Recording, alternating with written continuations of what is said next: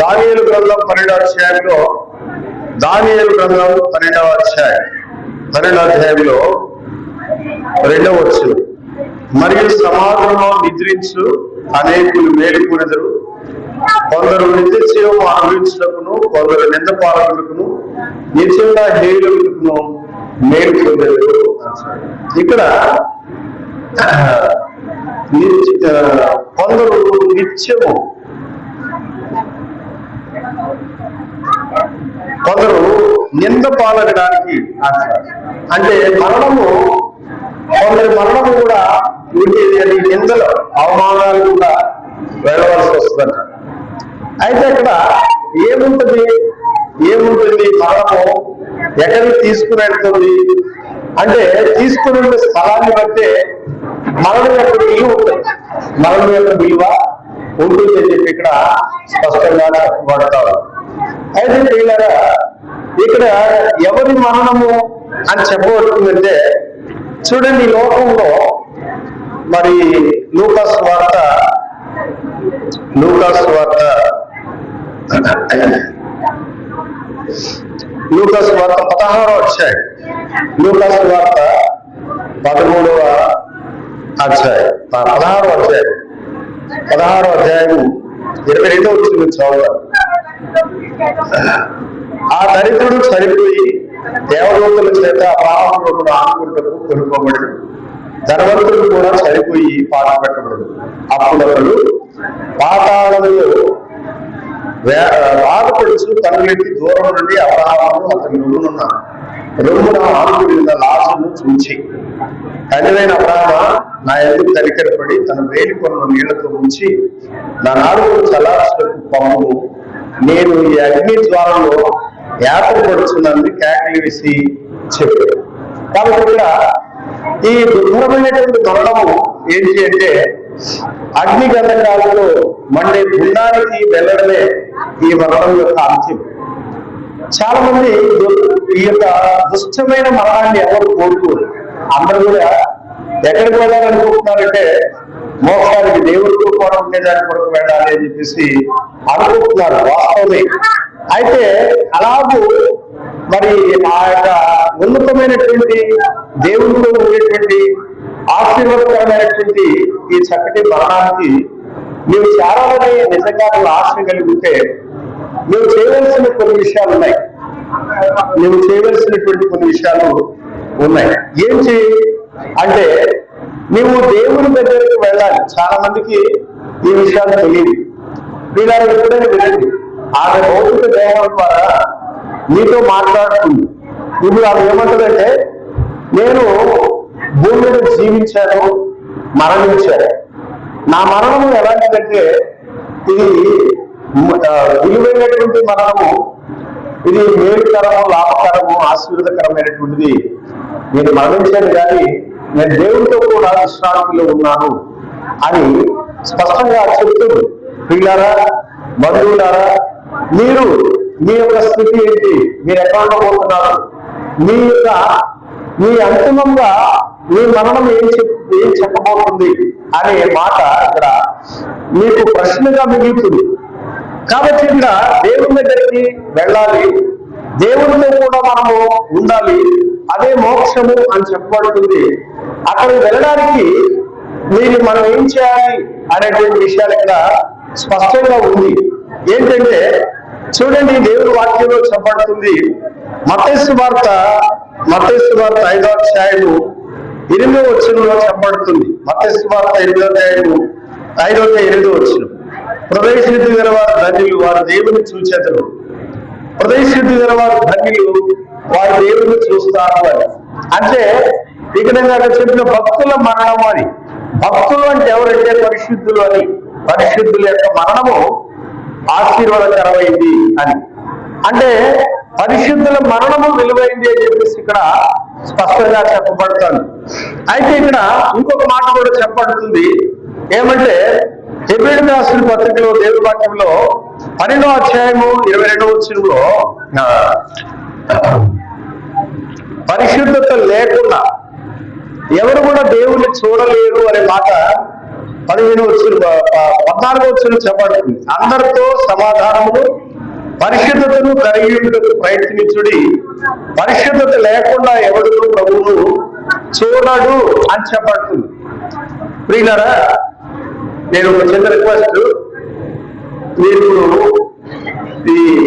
అంటే మీరేమంటారంటే సీతారామ అంటారు కదా, ఆ సీతారామ గారి మరణానికి మీరు వచ్చారు. ఆమె గురించి మీరు వినాలి అంటే ఇప్పుడు నేను 4 మాటలు చెప్తాను, దయచేసి ఆమె గురించి వినండి. ఆమె గురించి మరి ఎవరు చెప్పరు వల్ల మీకు నేను 4 మాటలు చెప్పాలనుకుంటున్నాను, దయచేసి వినండి.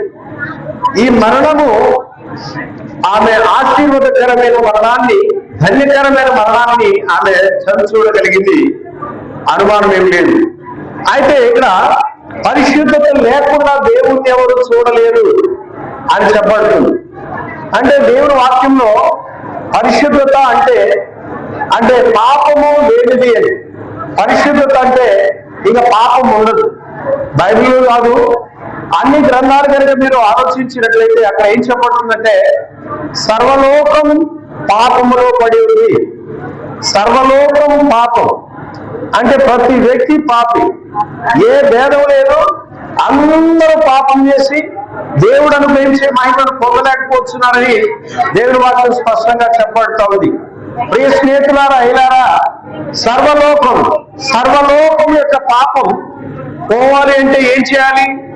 గ్రంథాలు చెప్తున్నాయి, సర్వలోక పాప పరిహారం రక్త ప్రోక్షణం ఆవశ్యకం, తద్రక్తం పరమాత్మైన పుణ్యదాన బలియాగం అని ఉన్నది. అంటే సర్వలోకం యొక్క పాపం పరిహరించబడాలంటే రక్తము అవసరం. ఏ రక్తం కావాలి అంటే పరిశుద్ధుడైన దేవుని రక్తం కావాలి. దేవుడు ఎవరు అంటే కామ క్రోధ లోభ మోహ మద మత్సర్యములు లేనివాడు దేవుడు.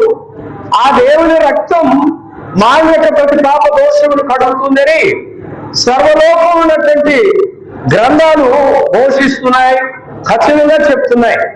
కనుకనే ఈ రక్తము ఎక్కడుందంటే 2025 సంవత్సరాల పూర్వమే యేసుక్రీస్తు వారు జన్మ పాపము కర్మ పాపము లేనివాడుగా ఉండి ఈ లోకానికి అడవించి ఈ లోకంలో సిలువ అనే బలిపీఠం మీద ఆయన తన రక్తాన్ని, పావన రక్తం, పుణ్య రక్తం, నిష్కలంకమైన నిర్దోషమైనటువంటి రక్తాన్ని ఆయన చిందించాడు. ఆయన రక్తము సర్వమానవాళి యొక్క ప్రతి పాపము దోషమును కడిగి పవిత్రులుగా చేస్తుంది. ఈ సత్యాన్ని ఆమె విని తన పాపములు ఒప్పుకుంది, క్షమాపణ పొందింది, యేసుక్రీస్తు రక్తంతో కడగబడింది. ఆమె దేవుని వాక్యం చేత కడగబడి దేవుని ఆత్మ చేత నడిపించబడి ఇంతవరకు అంటే నిన్న ఉదయకాలం వరకు ఈరోజు ఉదయకాలం వరకు ఆ భూమి మీద జీవించింది. నేను సుమారుగా 20 రోజుల క్రితం వచ్చినట్టున్నాను. నేను వచ్చి ఆమెను పలకరించినప్పుడు ఆమె చెప్పిన మాట ఏంటంటే తెలుసా, నన్ను అన్న అంటది. ఆమె చాలా పెద్ద వయసు, అంటే మేము సహోదరులుగా తీసుకుంటాం కనుక నేను సేవకుడు కనుక అన్న అంటది. ఇక్కడ నేను కొంతకాలం పనిచేశాను. అయితే ఆయన అన్నది, అన్న దేవుని నామానికి నా ద్వారా అవమానం వస్తుందేమో అనండి.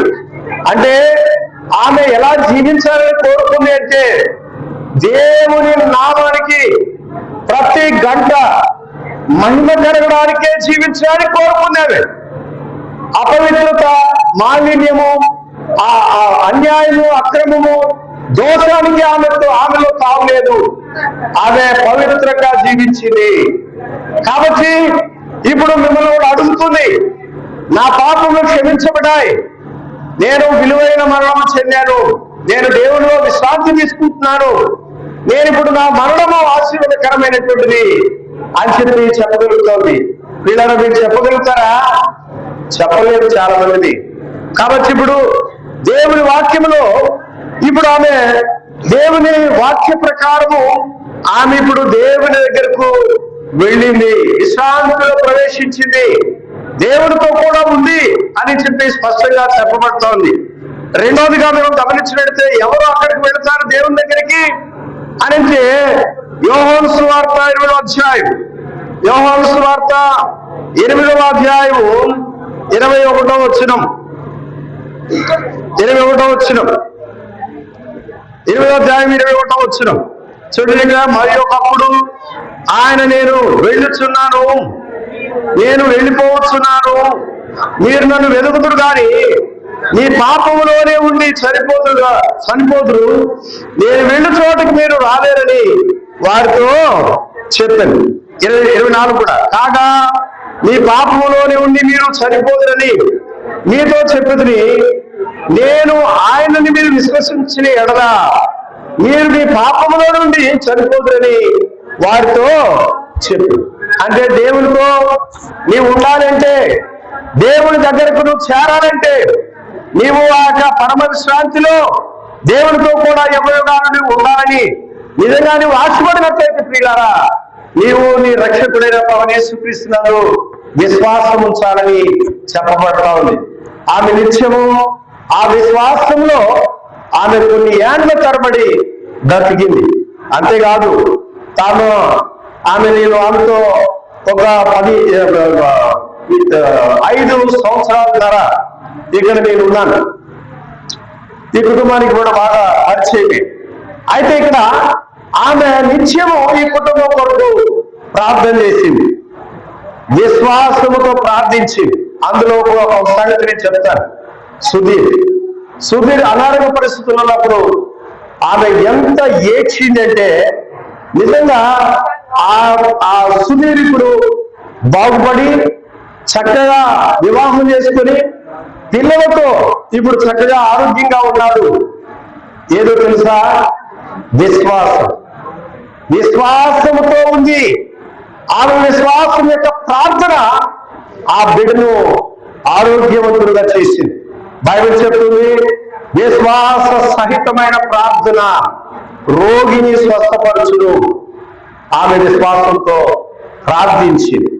వీళ్ళారా, మనకు కూడా అట్టి విశ్వాసం ఉన్నట్లయితే నేను ఒక చిన్న ఉదాహరణ మీకు చెప్తున్నా. ఎన్నో విశ్వాసంతో ఆమె తర్వాత వచ్చిన స్ట్రగుల్స్ కూడా, సంఘంలో వచ్చినటువంటి కొన్ని సమస్యలు కూడా అన్ని కూడా అప్పుడప్పుడు నాతో పంచుకునేది. కనబడినప్పుడు లేకపోతే ఎప్పుడైనా ఫోన్ చేసినప్పుడు పంచుకుంటూ ఉన్నాయి. అయితే తమ విశ్వాసంతో ప్రార్థించింది. ఇక్కడ సంఘ విషయంలో కూడా నేను చెప్తా. అక్కడ ఆమె కోసూరు నుంచి ఇక్కడికి వచ్చినప్పుడు ఇక్కడ మరి మందిరం కట్టిన తర్వాత ఇక్కడ నిలబడాలి, ఈ సంఘం అభివృద్ధి చెందాలి అని ప్రతి నిత్యం కన్నీరు కాచి ప్రార్థన చేసి విశ్వాసంతో ప్రార్థించింది. తన విశ్వాసం యొక్క ప్రార్థన దేవుడు ఆలకించాడు. నిశ్చయంగా నమ్మకపోయినా ఒప్పుకోకపోయినా ఇక్కడ సంఘానికి స్థాపనకు కారణం ఎవరు చెప్తారా? ఈ సంగతి నిజమేనా? వాస్తవంగా అనుమానం ఏం లేదు. ఆ ప్రోద్బలం విశ్వాసం. అర్థమైందని నేను కూడా పరలోకంలో దేవుడితో కూడా ఉండాలంటే మన విశ్వాసము దేవుని పైన విశ్వాసంతో ఉన్నప్పుడే మనం అక్కడికి చేరగలుగుతాం. దేవుని పైన విశ్వాసం లేదు, దేవుడు అంటే ఎవరో తెలియదు, దేవునికి మన సంబంధం లేదు, ఎలాగ మనం చేరతాం? కనుక ఆమె ఏం చెప్తుందంటే, ఇదిగో నేను ఒక మంచి ధన్యకరమైనటువంటి మరణాన్ని చెందాను, నేను ప్రభుతో కూడా ఉండడానికి వెళ్ళిపోయాను. ఆమె బ్రతుకు మీద ఆశ లేదు, బ్రతుకు మీద ఆశ లేదు. నేను మనసులో ఉన్నప్పుడు అడుగు వచ్చాను, త్వరగా తీసుకోమని ప్రార్థన చేయాలా, ఇట్లాగే ఉండి ఒకవేళ ఇబ్బంది పెడితే ఆ దేవుడి నామానికి అవమానం వచ్చిందేమో, త్వరగా నన్ను నేను చెప్పాను. త్వరగా తీసుకోమని మనం దేవుడికి సలహా ఇవ్వడం మా వంతు కాదు. దేవుడిని ఎంతకాలం ఉంచమన్నాడో అంతకాలం ముందు అని చెప్పారు. సంతోషంగా శ్రమను స్వీకరించింది. ప్రభువుకు ప్రియమైనటువంటి అయ్యారా, మనం కూడా ప్రభు దగ్గరికి కూడా వెళ్ళాలంటే మనం కూడా ఈ విశ్వాసాన్ని కలిగినటువంటి ద్వారా మనం ఉండాలని దేవుడి వాక్యంలో సెలవిస్తాం. అంతేకాదు ప్రకటన గ్రంథం 23వ అధ్యాయం, ప్రకటన గ్రంథం 3వ అధ్యాయం, ప్రకటన గ్రంథము 3వ అధ్యాయం 21వ వచనం, నేను జయించి నా తండ్రితో కూడా ఆయన సింహాసనము కూర్చుని ప్రకారం జయించు వారిని నాతో కూడా నా సింహాసనము కూర్చుని చేదను అంటే జయించు వారిని నిజంగా అన్ని జయించినారు, అన్ని జయించింది. మీకు తెలుసా ఆమె జీవితంలో వచ్చినటువంటి ప్రతిదీ జయించుకుని వచ్చింది. ఆమె ఒక స్థానంలో నిలబడింది, ఆమె కుటుంబంలో కూడా ఒక స్థానంలో నిలబెట్టింది. అంతేకాదు సంఘంలో అలాగే జయ జీవితం జీవించింది, అలాగే పరిశుద్ధతలు కూడా జయ జీవితం జీవించింది. కనుకనే ఆమె జయకరంగా ఈ లోకాన్ని విడిచిపెట్టి ఇప్పుడు ఏముందంటే నా తండ్రితో కూడా సింహాసనము నేను కూర్చి ఉన్నాను. ఇప్పుడు కనుక పోతే ఒకవేళ బాగా మేమందరం బాధపడుతున్నాం, నువ్వు రమ్మంటే ఆమె రాదు. స్మిత్ గారని ఒక మిషనరీ ఉన్నాడు, ఆమె భార్య కూడా ఆరోగ్యంగా ఉంది. ఆమె వెంటనే ఎందుకో ఒక జనవరి 1 ఆ రోజు సర్వీస్ లో ఉండగా ఆమె మైండ్లోకి ఎత్తబడింది. అయితే ఎత్తబడిన తర్వాత స్మిత్ గారు వెంటనే భార్య దగ్గరికి వెళ్ళి ప్రార్థన చేశాడు. ఆయన మంచి ప్రార్థన పడ్డాడు. ప్రభా ఈ టైంలో తీసుకున్నావు నా భార్య, లేదు నా భార్య తిరిగి రావాలని చెప్పేసి ముందు పట్టుబట్టి తిరిగి భార్యను మరలా బ్రతికేటట్లుగా ఆయన ప్రార్థన చేశాడు. ప్రార్థన చేసే సమయంలో ఆమె చెప్పింది ఏం చెప్పిందంటే, ఎందుకు నన్ను తిరిగి పిలిచావు, నేను ఇక్కడ ఇక్కడ ఉండడానికి ఎంత అనువైన ప్లేస్ కాదు ఇది, నేను ఇప్పుడు ఎన్ని వచ్చిన స్థలం అద్భుతమైంది, దాన్ని విడిచి ఎవ్వరూ ఉండలేరు, కాబట్టి నేను తిరిగి వెళ్తాను, నన్ను ఆపొద్దు అని చెప్పేసి ఆమె చెప్పింది. కొన్ని గంటల్లో ఆ పరలోకాన్ని రుచి చూసినట్టు ఆ వ్యక్తి ఆమె తిరిగి రాను అని చెప్పి అక్కడ కూడా ఇప్పుడు ఎక్కడుందంటే దేవుడితో కూడా దేవుని సింహాసనం మీద ప్రక్కన ప్రభుయేసుక్రీస్తు కూడా కూర్చును. పరిశుద్ధులకు జయించేటువంటి వారికి సింహాసనం ఉంది అని చెప్పి చెప్పబడతారు. అంతేకాదు ఎందుకు ఆ మరణము ధైర్యకరమైనది చెప్పబడుతుందంటే చూడండి, ఇంకొక మాట చెప్తాను. తిమోతికి రాసిన రెండో పత్రిక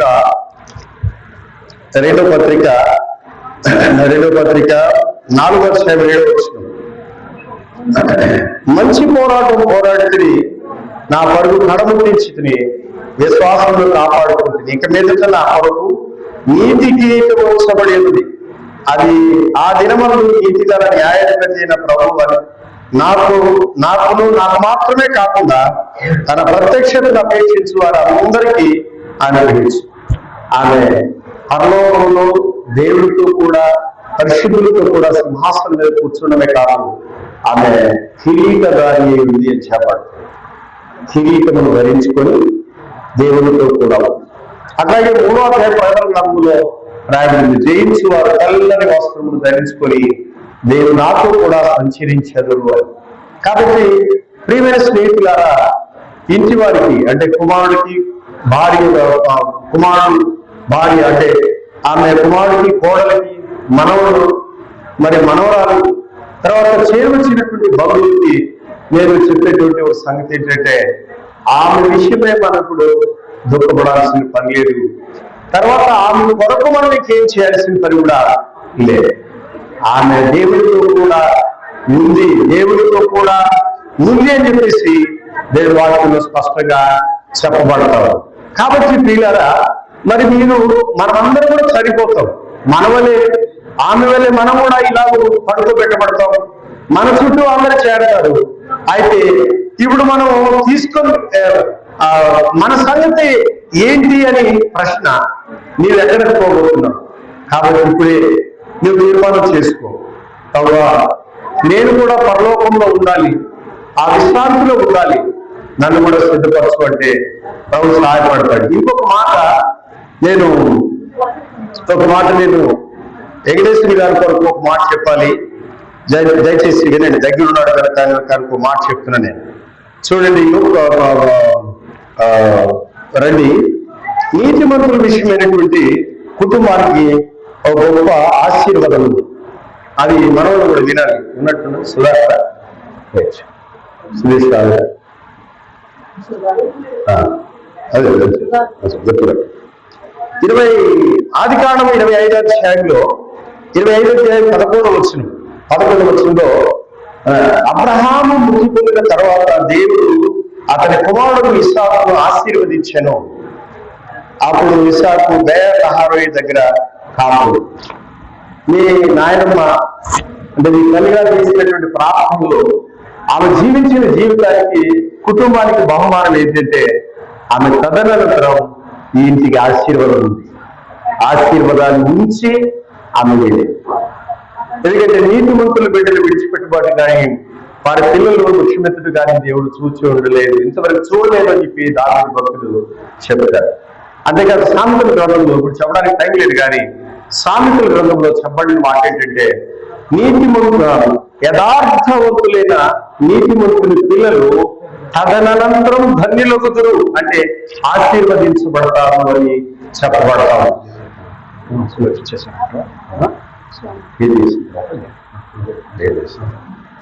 కాబట్టి ఇప్పుడు కుటుంబానికి కూడా ఆమె ఏమి చేయలేదంటే గొప్ప ఆశీర్వాదాన్ని ఇచ్చి వెళ్తుంది.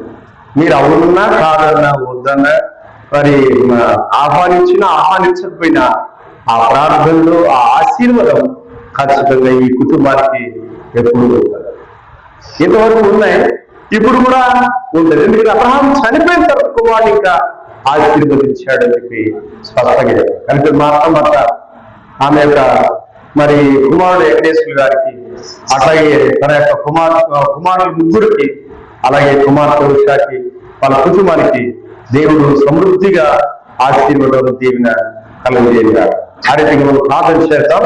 ప్రార్థన చేసుకుని చేస్తాం. ప్రార్థన చేస్తాం.